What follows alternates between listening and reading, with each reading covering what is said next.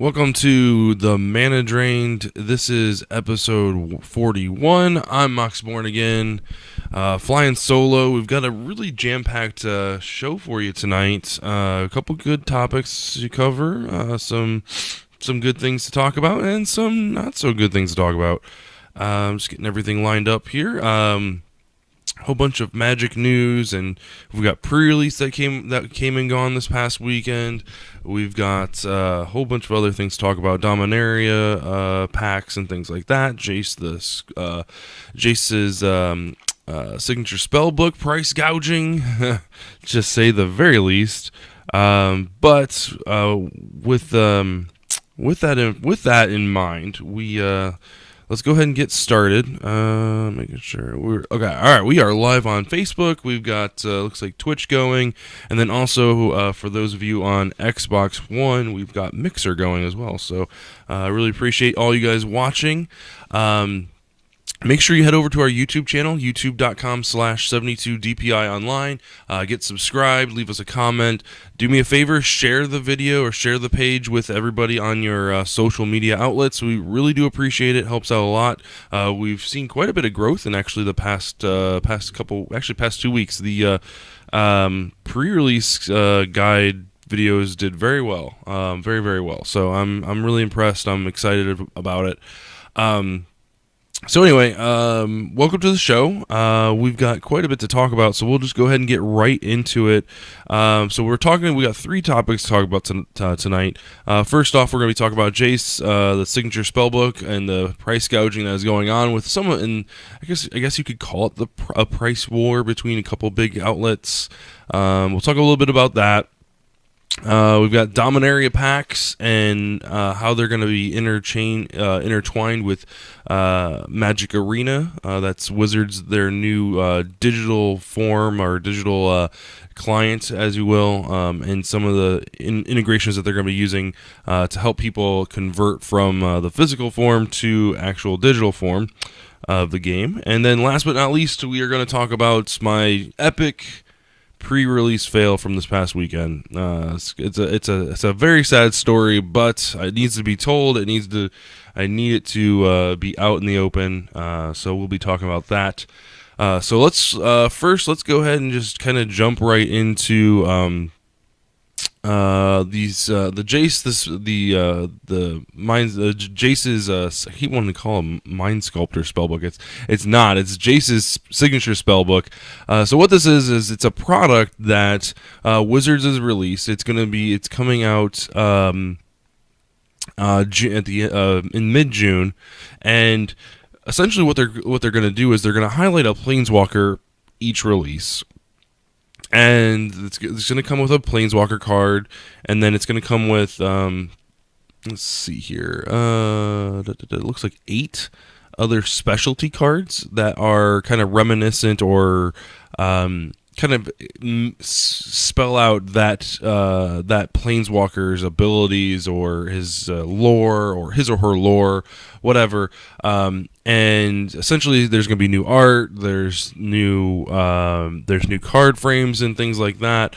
But the MSRP for them was set by Wizards at $19.99. There's also going to be a random foil amongst those cards, so one of those 8 cards will be foil. So that's kind of where like the draw comes from. Like if you want a full play set of a foil, you're going to have to probably buy them in the singles, and that could get very pricey. And that's kind of where these price wars are really kind of starting to get inflated.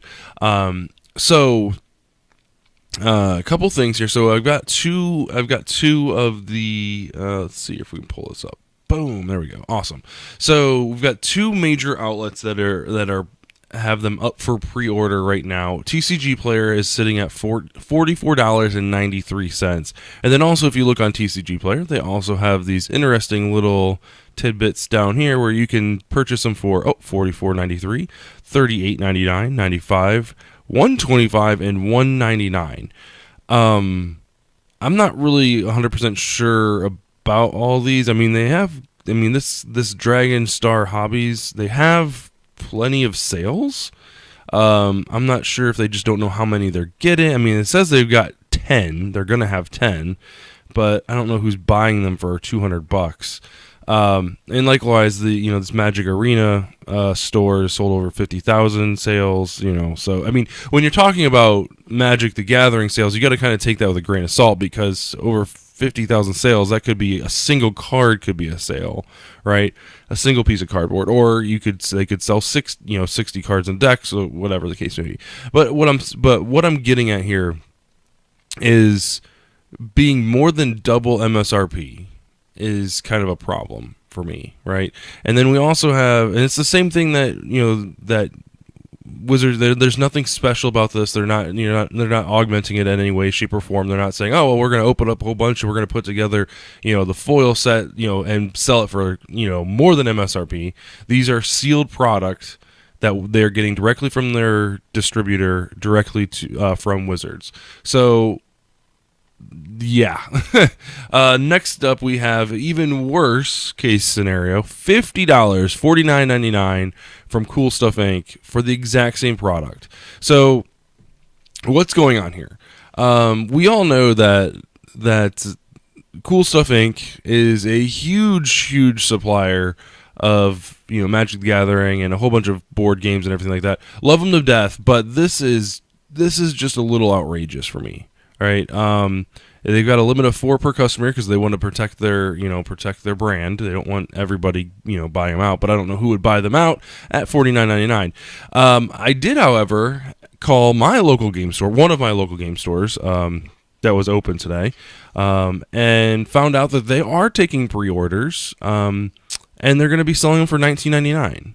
And I was shocked when I literally just called to kind of get the information. I wasn't really planning on purchasing because I was assuming that they were going to be charging more than the MSRP, and I would have to pay immediately. And I was like, well, I don't, and I really wasn't truly interested because I knew they were going to be charging more. So I went into that conversation on the phone with that expectation. And when the clerk came back and said, oh yeah, they're $19.99, would you like to purchase one or pre-order one? And I was like, well, I don't have my card on me. I'm actually going to come into the store later today. And she's like, well, I'll stop you right there. And you actually don't pay today, right? I just put you down that you want one. We set one aside with your name. And when you come on the 15th and pick it up, you pay then. I was like, wow, okay. And you said $19.99? Yeah, MSRP. Wow. Okay, rock on. Sign me up. I will take one. She's like, okay. I was like, can I take more than one? She's like, you can take as many as you want. I don't know how many we're gonna get. I was like, okay, well, just put me down for one right now, and we'll just go with that. And then when I come in, if there's more of them, then I will purchase more of them and then flip them on eBay. But at the end of the day, what? It was a joke. I'm just kidding. I'm not going to flip them on eBay. I might actually store a couple of them and then flip them later. But anyway, since they're going to be such a limited supply, make sure check your local game store first. I know, many of you guys, purchase things online and things like that, and you've got accounts through these guys and store credit and stuff like that. But if you have a local game store, make sure you're checking with them before you're placing one of these pre-orders for something that's ridiculously overpriced, more than double of the MSRP. This is ridiculous, right? The cards inside this really, let's see if I can even pull it up here. Let's see here. Can we get to Jace from here? I don't even know if we can. It does not look like it. I could have sworn they put Jace's thing in here. Maybe not. Maybe not. Not so much. Okay, well, I tried. The cards that are in here, they're not really that expensive. I think where the actual price is coming from, where the increase in the price is coming from, is okay. Here we go. So you've got Blue Elemental Blast, Brainstorm, Counterspell, Gifts Ungiven, Jace Beleren, which is the Planeswalker that you're going to receive, Mystic Tutor, Negate, and Threads of Disloyalty. So none of these cards are really highly sought after to the point where they're so outrageous. I think we and actually the 3 weeks ago when we recorded the last Mana Drain podcast, we actually kind of broke down the prices. And the prices of all these, the current printings exceeded the $20 that you were spending. I think like there was a couple $8 cards in here, and then everything else was kind of like bulk rare or whatever. But you got to remember, like, it's a limited print run. Their new artwork. So let's see here. Yeah, it's new artwork for a lot of these cards, new border, and they kind of got this fancy little border thing going on down here. But at the end of the day, it is a fancy card, so it's kind of hard to gauge how much they're going to be worth. It just really kind of depends on the print run, right? If Cool Stuff Inc. knows something that we don't, right? And let's say they're getting a very limited supply, or maybe the local game stores aren't aware of to how many they're getting. I'm not 100% sure on this. And the sales clerk couldn't tell me how many. She couldn't tell me how many she could get. She'd have to wait for the owner to get there, and they weren't there. But at any rate, just word to the wise: before you go online purchasing, make sure you check with your local game store. Support your local game store before you support one of these big online stores or any one of these guys down here that are way overpriced, like $95. Like, come on, Alpha Games, like, let's get it together. So that's the Jace. That is Jace's signature spellbook. Again, local game store is always the best option. Let's see here. All right, let's switch gears real quick. And let's talk about something that Wizards is actually doing correctly. And there's just a small test right now, but I wanted to talk about this because it's very important. Because they haven't been firing on all cylinders. They did the new sealant or whatever on top of the cards, so that they weren't going to bend or whatever. It was going to help him not bend. They didn't say not going to bend. They said it was going to improve the quality. And it didn't fix the issue. The issue was the cards were bending, and that was a huge debacle, and it still is. But this is something that they're actually doing correctly, and I'm kind of excited about it. It's only in New Zealand that they're actually going to be doing this or running this test or whatever. So Magic Arena is the new digital form of Magic Online. It's kind of taken the place of Duels of the Planeswalkers for those of you that play on console. Duels of the Planeswalkers was a entry-level free-to-play game that Wizards released for several different formats or different consoles to get new customers into playing the game. There wasn't any you had a collection, but there wasn't any way to purchase cards or trade cards or anything like that. It was very limiting as far as deck building is concerned, and you basically earned coins through playing, and then you traded those coins in for packs, and then you opened the packs, and that's how you built your deck. So it was very, very primitive way, of building a deck and building a collection, very much reminiscent of the way it used to be, 25 years ago when there was no online stores. You had very few and far brick and mortar stores that were actually trading and selling these cards. You had to rely on your friends that you were playing with to really kind of trade the cards and get the neat cards you needed. So so it's a very primitive way of building these decks and things like that. So that was Magic Duels of the Planeswalkers on the consoles. So they trashed that. You still can play it, but they're not going to update it with any new sets or anything like that. Now, Magic Arena is a PC game, which is a whole nother debacle with Magic Online, which is another PC client. So there's going to be two of them, which doesn't make much sense. But they're taking a page out of the Pokemon book.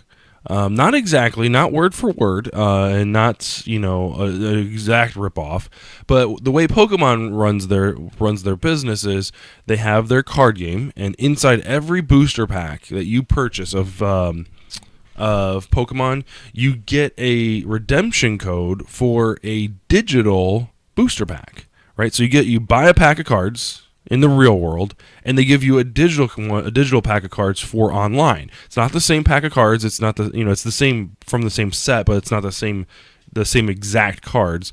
That would be a miracle, but it was a great way for the Pokemon players to build a collection both in the real, in physical form as well as online and play online, things like that. Something that Wizards has never had the guts, or I guess into what they've said, never had the ability to do this through Magic Online because of the client and how old it is. So, what's going on, Mongoose?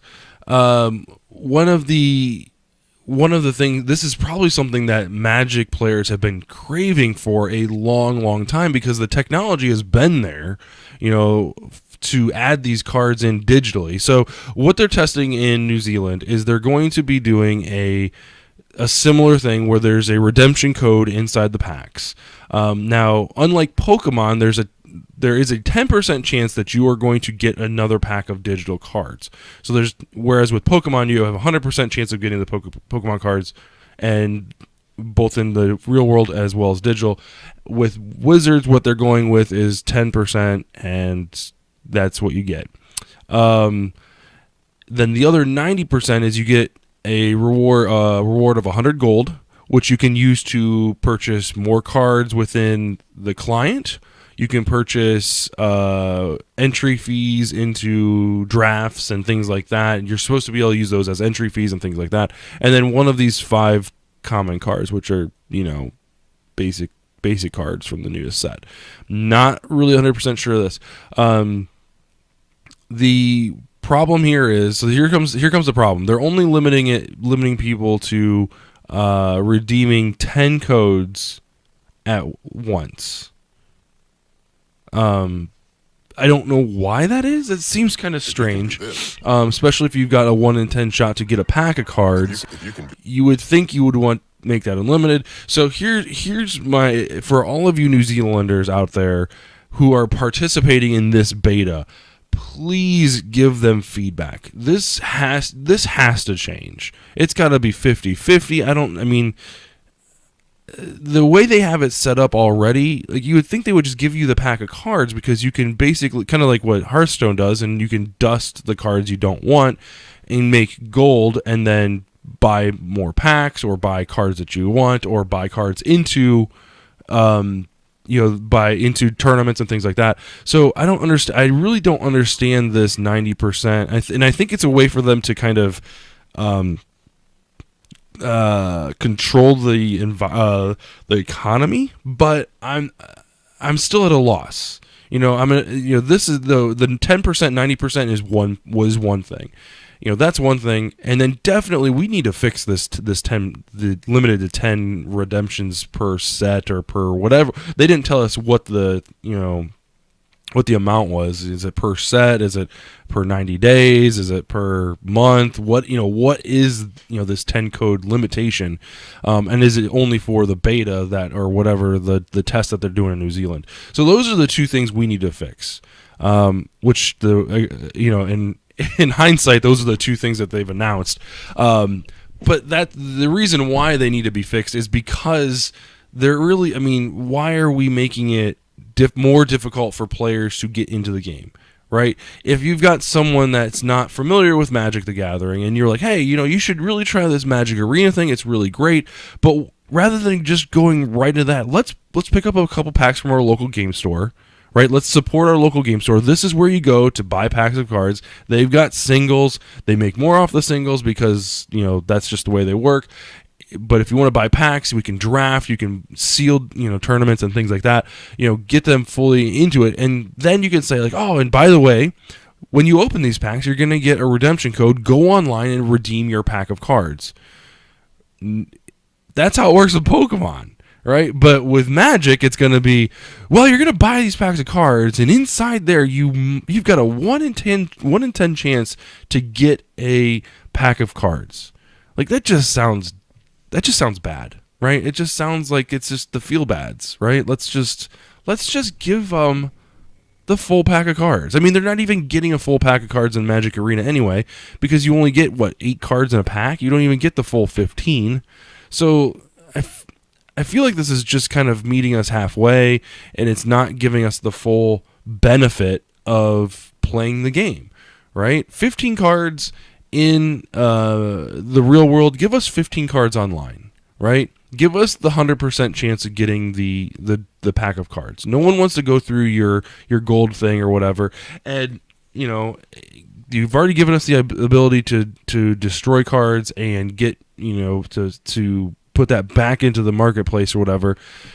I understand that, but let's really think about what the idea is behind this set, right? What the idea behind this move is. The idea behind this is to get more players into Magic the Gathering through Arena. That's the biggest thing right here, and I feel like this test is just not going to go over well. So if you are in this New Zealand beta, if you're buying packs, make sure first of all, make sure you're redeeming your codes. That's the first thing, because if you don't redeem the codes, they're going to say, well, this isn't worth it. We tried it in this small, contained area and no one did it, or less than 10% of people did it. So it's probably not going to be popular. We're not going to do it. See you later. So first off, make sure you redeem your codes. Second off, make sure your voice is heard, right? Go to their website, give them feedback, email Mark, tag Mark Rosewater in a tweet. He reads all of his tweets. Right, he is very engaged. I mean, look at the man; he's right here. Right, this is who you want to be talking to. Right, he will respond to your tweet. He will at least read it. Make sure you're tagging WotC's staff and stuff like that. But this is the kind of thing that we need. It's great that they're taking this first step, and I appreciate it, and I give them credit.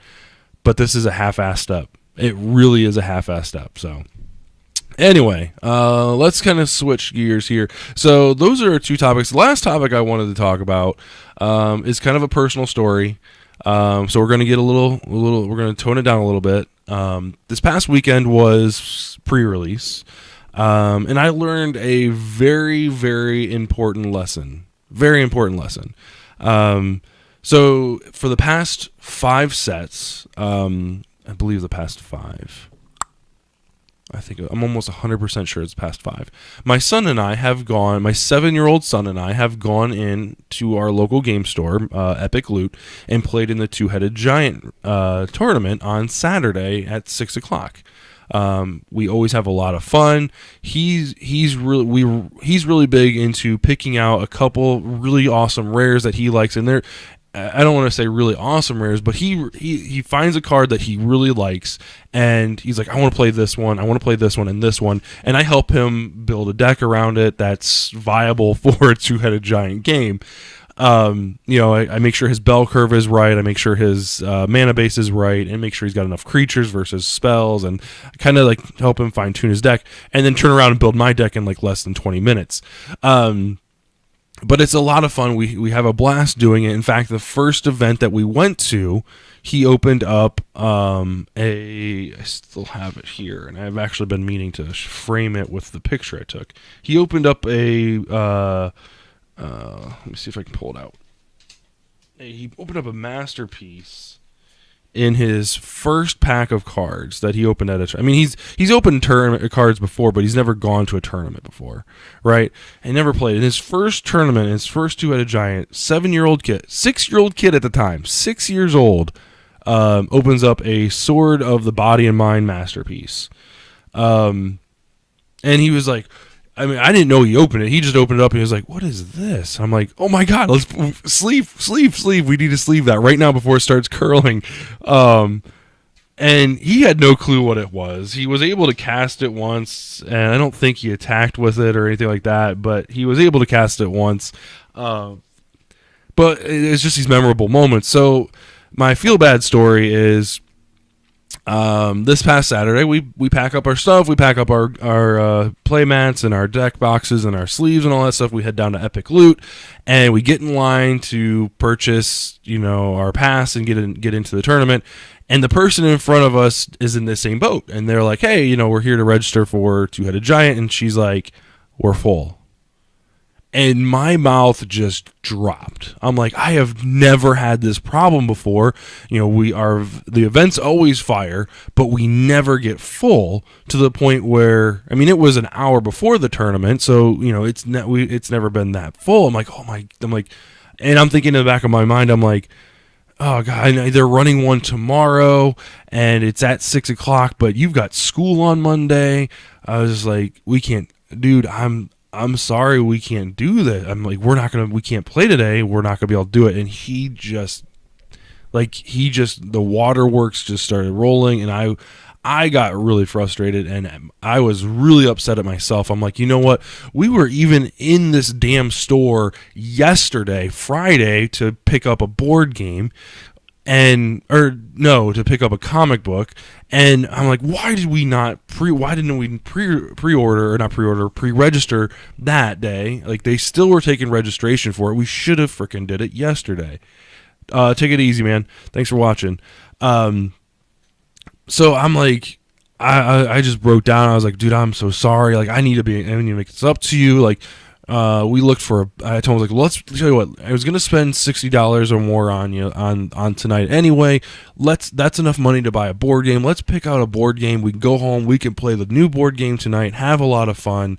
And he's like, okay. So we looked around. He found a couple board games, but nothing that was, nothing that I thought we could learn in a night. I mean, and if you've played board games before, you understand that it usually takes you a little bit to kind of get a good grasp on the board game. You have to read through it and play through a couple times before you get a handle on it. So I was like, you know what? Let's not try and learn a new board game tonight. Why don't you pick out a couple packs of Pokemon? Because I know he favors Pokemon over Magic. I was like, pick out a few packs of Pokemon. We'll open those up. We'll go get some pizza.